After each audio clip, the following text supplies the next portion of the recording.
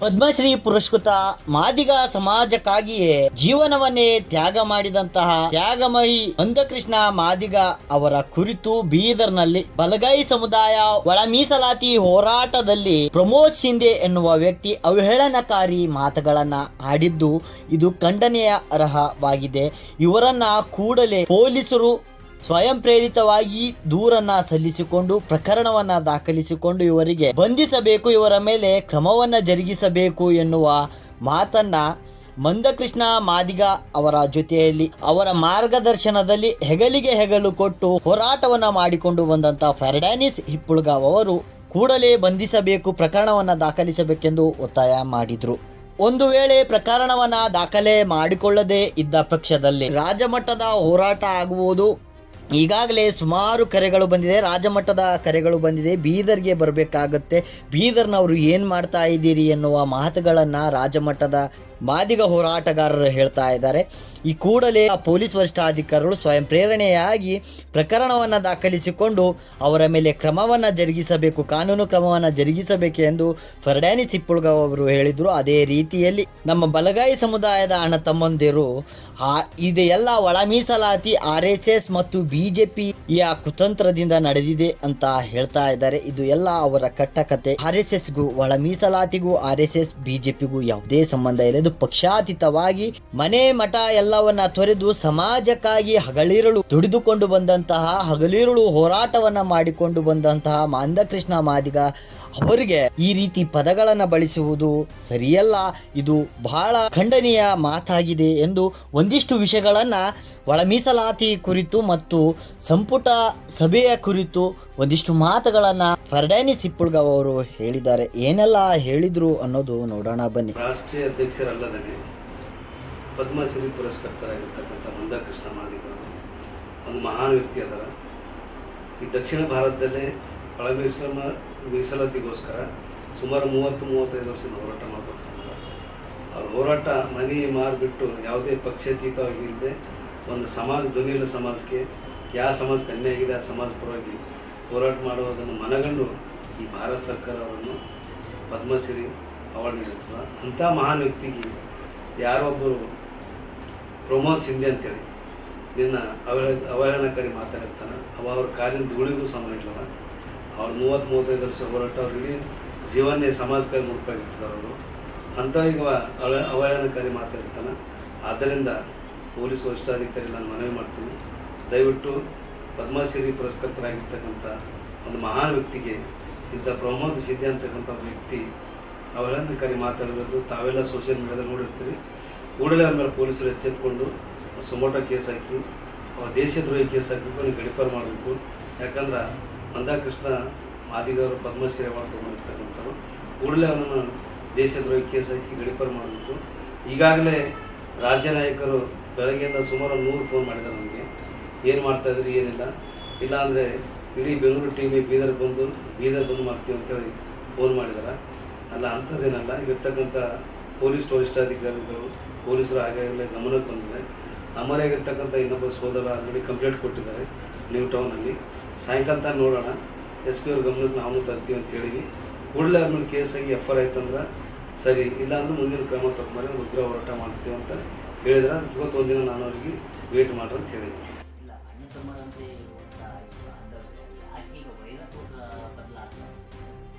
ನಮಗಂತೂ ಅರ್ಥ ಆಗ್ತಲ್ಲ. ಸುಮಾರು 30-35 ವರ್ಷದಿಂದ ಒಳ ಮೀಸಲಾತಿಗೋಸ್ಕರ ಹೋರಾಟ ಮಾಡ್ತೀವಿ. 2024ರಾಗ ಏನು ಸುಪ್ರೀಂ ಕೋರ್ಟ್ ತೀರ್ಮಾನ ಬಂತು, ಆವತ್ತಿದೆ ಜ್ಞಾನ ಪ್ರಕಾಶ್ ಸ್ವಾಮೀಜಿಯವರು ಬಂದು ನಮ್ಮ ಟೆಂಟಿಗೆ ಬಂದು ಒಳ್ಳೆಯದಾಗಿದೆ, 30 ವರ್ಷ ಹೋರಾಟ ಮಾಡ್ತಾರೆ ಅಂತ ಅವರು ಹೇಳಿದ್ರು. ಆಮೇಲೆ ಹೋಮ್ ಮಿನಿಸ್ಟರ್ ಆಗಿರ್ತಕ್ಕಂಥ G. ಪರಮೇಶ್ವರಪುರ ಅವರು ಬಂದು ಹೋರಾಟ ಬಂದು ಬೆಂಬಲ ಸೂಚಿಸಿದ್ರು. ಇವತ್ತು ಇವ್ರಿಗೆ ಏನಾಗಿದೆ ನಮಗಂತೂ ಅರ್ಥ ಆಗ್ತಲ್ಲ.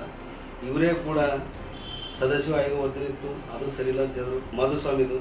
ಮತ್ತೆ ನಾಗಮೋಹನ್ ದಾಸ ಮಾಡ್ರಂದ್ರೆ ಇವರೇ ಎಲ್ಲ ಹೋರಾಟ ಮಾಡಿ ಮತ್ತೊಂದು ಕಮಿಟಿ ಮಾಡೋಕೆ ಹಚ್ಚಿ ಸರ್ಕಾರದ 110 ಕೋಟಿ ಪೋಲ್ ಮಾಡಿದ್ರು. ಅದೆಲ್ಲ ನಮ್ಮ ದುಡ್ಡು, ನಾವು ತೆರಿಗೆ ಕಟ್ತಿರ್ತಕ್ಕಂಥ ದುಡ್ಡು, ಅದನ್ನು ಕೂಡ ಸರಿ ಇಲ್ಲ ಅಂತ ಹೇಳ್ತಾರೆ. ಮನಸ್ಥಿತಿನೇ ಸರಿ ಇಲ್ಲ. ಮತ್ತು ಹೆಂಗೆ ಸೋದಾಕು ಅಂತ ಹೇಳ್ತಾರೆ ಅರ್ಥ ಆಗ್ತದೆ.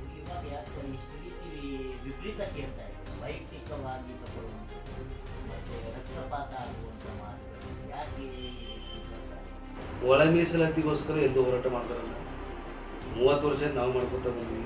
3 ದಿನ ಹೋರಾಟ ಮಾಡಿ 6% ತೊಗೊಂಡ್ರೆ ನಮ್ಗೆ ಖುಷಿ ಇದೆ. ನಮ್ಮ ಸೋದರ ತೊಗೊಂಡ್ರೆ ತೊಗೊಳಂದೀವಿ. ಇಬ್ಬರಿ ಈಕ್ವಲ್ ಆಗಿದೆ, ಆದರೂ ಕೂಡ ಅವ್ರಿಗೆ ತೃಪ್ತಿನೇ ಇಲ್ಲ. ಈಗ ಮತ್ತು ನಾಗಮೋಹನ್ ದಾಸ್ ಸರಿ ಇಲ್ಲ, ಆ ವರದಿ ಕ್ಯಾನ್ಸಲ್ ಮಾಡಿ ಮತ್ತೊಂದು ವರದಿ ಸೆನ್ಸಸ್ ಮಾಡೋಂತಾರೆ. ಸರ್ಕಾರ ದುಡ್ಡು ಹಾಳು ಮಾಡೋಕೆ ಹೊಂಟ್ರೆ, ಸರ್ಕಾರ ದುಡ್ಡು ನಮ್ಮ ದುಡ್ಡು ಅವ್ರಿಗೇನು ಅರ್ಥ ಆಗ್ತದೆ ನಾನಂತೂ ಗೊತ್ತಿಲ್ಲ. ಇಲ್ಲ, ಹಳೆ ಮೀಸಲಾತಿ ಏನಿದೆ ಅದೇನು ಮುಂದುವರಿಸಬೇಕು ಬರುವ ಸಂಪುಟದಲ್ಲಿ. ನಾವು ಸದಸ್ಯವಾಗಿ ಜಾರಿ ಮಾಡೋದು ಹೇಳಿದ್ವಿ, ಬೇಡ ಅದು ಸರಿ ಇಲ್ಲ ಅಂತ ಹೇಳಿದ್ರು. ಮಧುಸ್ವಾಮಿ ಉಪಸಮಿತಿ ಇತ್ತು, ಅದೂ ಸರಿ ಇಲ್ಲ, BJP ಸರ್ಕಾರ ಮಾಡೋಂತ. ಈಗ ಅವ್ರ ಸರ್ಕಾರ, ಅವ್ರ ಮಂತ್ರಿ, IT-BT ಮಂತ್ರಿ ಅವರು, ಸಮಾಜ ಕಲ್ಯಾಣ ಇಲಾಖೆ ಮಂತ್ರಿ ಅವರು, ಪ್ರಿಯಾಂಕ್ ಖರ್ಗೆ ಅವ್ರ ಎಲ್ಲ ಹೈಯೆಸ್ಟ್ ಪೋರ್ಟ್ಫೋಲಿಯೋ ಇರ್ತಕ್ಕಂಥ ಮಿನಿಸ್ಟರ್ ಅವ್ರು ಇಟ್ಕೊಂಡು ಈಗ ನಾಗಮೋಹನ್ ದಾಸ್ ವರದಿ ಅವರೇ ಮಾಡಿದ್ರು, ಅವರೇ ಸೆನ್ಸಸ್ ಮಾಡಿದ್ರು, ಇಷ್ಟೆಲ್ಲ ದುಡ್ಡು ಫೋಲ್ ಆಯಿತು. ಈಗ ಹೇಳ್ತಾರೆ ನಾಗಮೋಹನ್ ದಾಸ್ ವರದಿ ಸರಿ ಇಲ್ಲ ಅಂತ ಹೇಳ್ತಾರೆ. ಇದಕ್ಕೇನು ಹುಚ್ಚು ನಮಗೂ ಶಾಣೆ ನನಗಂತೂ ಅರ್ಥ ಆಗ್ತದೆ.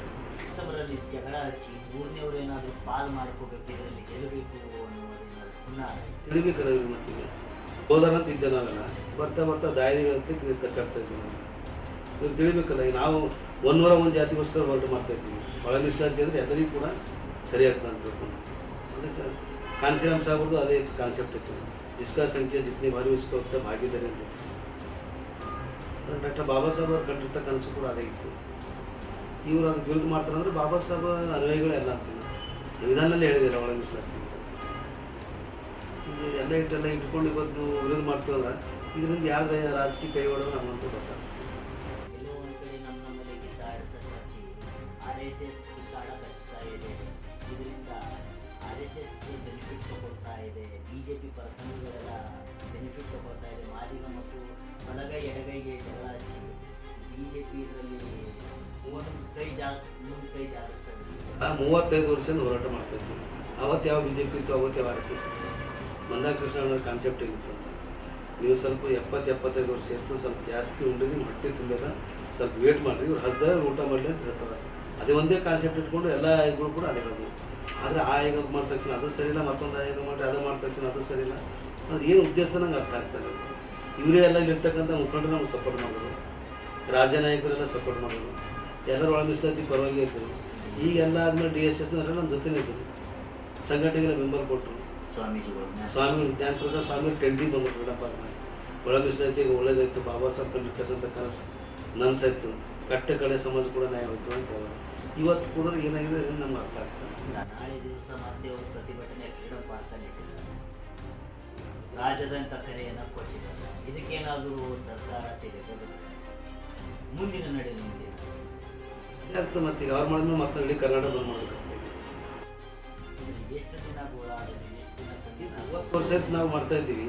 ಯಾಕೆ ಸರ್ಕಾರ ಕಣ್ಣು ಮುಚ್ಕೊಂತಿದ್ದಾರೆ? ಸರ್ಕಾರ ಕಣ್ಣು ಮುಚ್ಕೊಡ್ಲಾಕ ಅವ್ರು ಹೈಕಮಾಂಡ್ ಎಲ್ಲ ಅವರೇ ಅದಾರೆ. ಗೊತ್ತಿದೆ ನಿಮ್ಗೆ ವಿಷಯ.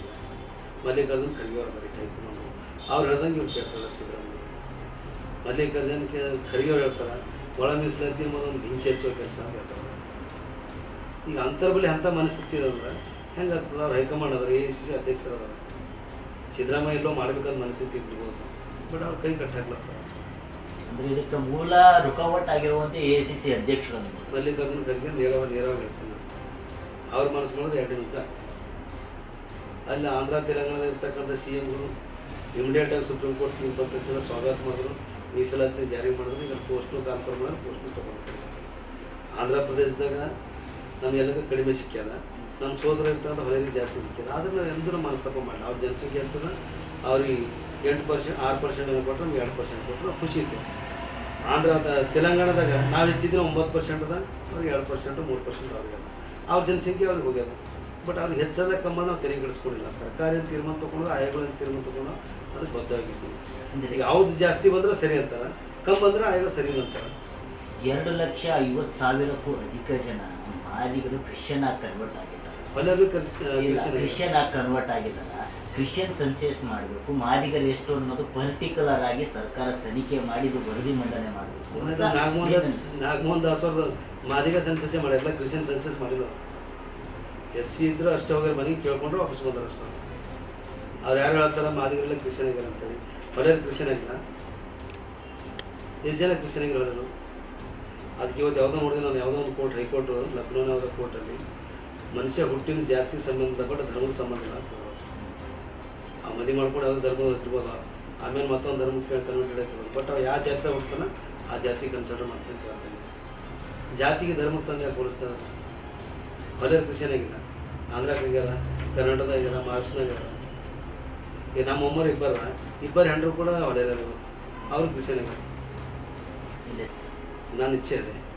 ನನ್ನ ಹೆಸರು ಫರ್ನಾಂಡಿಸ್ ಅದ, ನಮ್ಮ ಮುತ್ತಿನ ಹೆಸರು ರಾಮ ಅದ, ಲಿಂಗ ತರ್ತೀನಿ ರಾಮ ಅದ. ಇನ್ನೂ ಮುತ್ತಿನ ಹೆಸರು ಹನುಮಂತ ಅದ, ಲಿಂಗ ತರ್ತೀನ. ಮತ್ತು ಮುತ್ತಿನ ಹೆಸರು ಇಸ್ಮಾಯಿಲ್ ಅದ, ಮುಸ್ಲಿಮ್ ಆಗ್ತೀನ.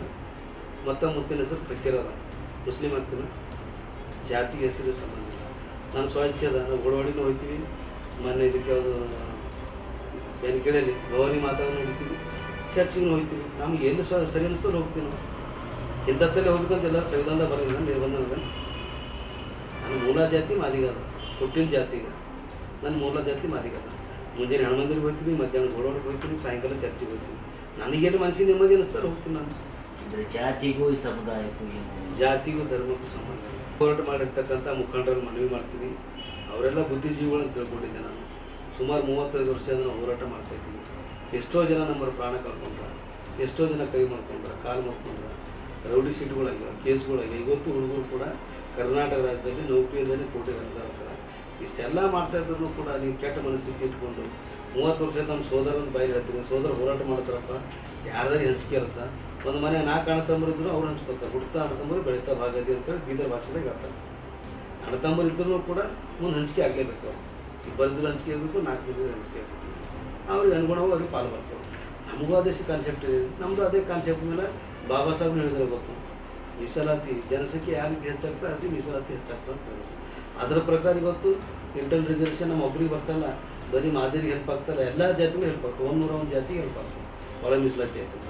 ಅವ್ರವ್ರ ಜಾತಿಗೆ ಅವ್ರವ್ರ ಜನಸಂಖ್ಯೆ ಅನುಗುಣವಾಗಿ ಅಲೆಮರಿಗೆ ಎಷ್ಟು ಬರಬೇಕು ಅಷ್ಟು ಬರ್ತದೆ, ಮಾದಿಗರಿಗೆ ಎಷ್ಟು ಬರಬೇಕು ಅಷ್ಟು ಬರ್ತದೆ, ಹೊಲರಿಗೆ ಎಷ್ಟು ಬರಬೇಕು ಅಷ್ಟು ಬರ್ತದೆ, ನಮ್ಮಳಿಗೆ ಪರ್ವ ಎಷ್ಟು ಬರಬೇಕು ಅಷ್ಟು ಬರ್ತದೆ. ಅದು ಬಿಟ್ಟು ನಾವು ಒಬ್ಬರಿಗೆ ತಿಂತೀವಿ ಅಂದ್ರೆ ಆಗಲ್ಲ. ಇದು ಒಳ ಮೀಸಲಾತಿ ಒಂದು ಕಾನ್ಸೆಪ್ಟ್. ನಿನ್ನ ನಡೆಗೆ ನೀವೇನು ನಿರ್ವಹಿಸ್ತೀರಿ? ನನ್ನ ಸೋದರರು ಅವ್ರ ಜೊತೆ ನಾವು ಕುಂತಿನವ್ರು ಇರ್ತೀವಿ, ಬೆರೆದಿನವ್ರು ಇರ್ತೀವಿ. ನಾವು ಅವರು ಅಣ್ಣತಮ್ಮರನ್ನು ಬೆಳೆದಿದ್ದೀವಿ. ಆದರೆ ಅವರೆಲ್ಲ ಕಡೆ ಬೀದರ್ ಜಿಲ್ಲೆಯಲ್ಲಿ ಇವತ್ತು ಮಾದರಿ ಬೇರೆ ಹೊಳೆಯರು ಬೇರೆ ಅಂತ ವಿಷಯ ಬಿಟ್ಟಿರ್ತಾರೆ. ನಮ್ಮಲ್ಲಿ ಸೋದರತ್ವ ಅದ, ನಾವೆಲ್ಲ ಅಣ್ಣತಮ್ಮರನ್ನು ತಿಳ್ಕೊಂಡು ಹೋಗ್ತೀವಿ. ಆದರೆ ಅವರಿಗೆ ನಾವು ಬೆಳವಣಿಗೆ ಆಗೋದು ಸಹಸರ. ಇನ್ನೊಂದು ಬೇರೆ ಬೇರೆ ಜಾತಿಯ ಕಡೆ ಅಸ್ಪೃಶ್ಯ, ನಾವು ಅಸ್ಪೃಶ್ಯರು ಇಬ್ಬರೇ ಇರೋದು. ಸ್ಪರ್ಶ ಜಾತಿಗಳು ಇವತ್ತು ಡೆವಲಪ್ಮೆಂಟ್ ಆಗೋದವ್ರಿಗೆ ನೋಡುತ್ತಾರೆ, ಆದರೆ ನಾವು ಡೆವಲಪ್ಮೆಂಟ್ ಆಗೋದು. ನಾವು ಸೋದರ ಅಂತ ಹೇಳ್ತಾರೆ, ಬಟ್ ಆತ್ಮನೇನು ಹೇಳ್ತಾಯಿಲ್ಲ. ನಾವು ಯಾರು ಕೂಡ ಅಲ್ಲೇ ಇರಬೇಕು. ಬೇರೆ ಜಾತಿ ಇನ್ನೊಂದು ಜಾತಿ ಸ್ಪರ್ಶ ಇದ್ದರೆ ಎಸಿದ ಬಂದ್ರೆ ಅವ್ರು ಡೆವಲಪ್ ಆದ್ರೆ ಅವ್ರು ಖುಷಿ ಅದ. ಬಟ್ ನಾವು ಮಾತ್ರ ಬೆಳೆಬಾರ್ದು ಅಂತಕ್ಕಂಥ ಭಾವನೆ ಅವ್ರು ಬಂದ್ರೆ ಅದು ಯಾಕೆ ಬಂದು ಯಾಕಿಲ್ಲ ಗೊತ್ತಿಲ್ಲ.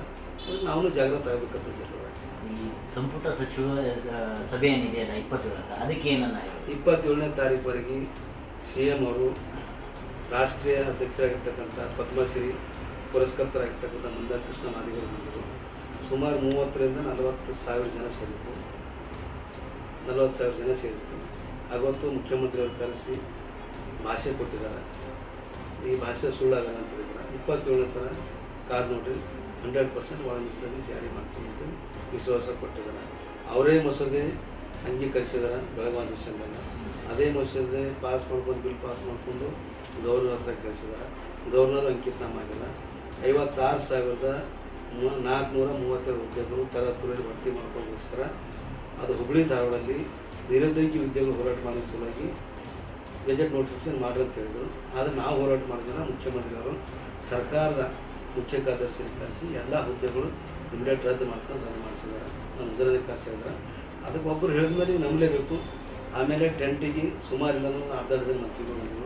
ಈಶ್ವರ ಖಂಡ್ರವ್ರು ಬಂದರು, ದಿನೇಶ್ ಗುಂಡ್ರಾವ್ ಬಂದರು, ಜಾರಕಿಹೊಳಿ ಅವರು ಬಂದರು, ಮುನಿಯಪ್ಪ ಅವರು ಬಂದರು, ಅನೇಕ ಜನ ಬಂದರು ಮಂತ್ರಿಗಳು. ಅವರು ಕೂಡ ವಿಶ್ವಾಸ ಕೊಟ್ಟಿದ್ದಾರೆ. ನಮಗೆ 27ನೇ ತಾರೀಕು ತಾಳ್ತೀವಿ, ಇಲ್ಲ ಅಂದ್ರೆ ಇಡೀ ರಾಜ್ಯದಂತೆ ಉಗ್ರವಾದ ಹೋರಾಟ ಮಾಡ್ತೀವಿ. ಫರ್ನಾಂಡಿಸ್ ಅಂತ ಮಾದಿ ದಂಡವಾಳ. ನೀವಿನ್ನೂ ನಮ್ಮ ಚಾನಲ್ನ ಸಬ್ಸ್ಕ್ರೈಬ್ ಮಾಡ್ಕೊಂಡಿಲ್ಲ ಅಂದರೆ ಕೂಡಲೇ ಸಬ್ಸ್ಕ್ರೈಬ್ ಮಾಡಿ, ಲೈಕ್ ಮಾಡಿ, ಬೆಲ್ ಬಟನ್ ಒತ್ತಿ.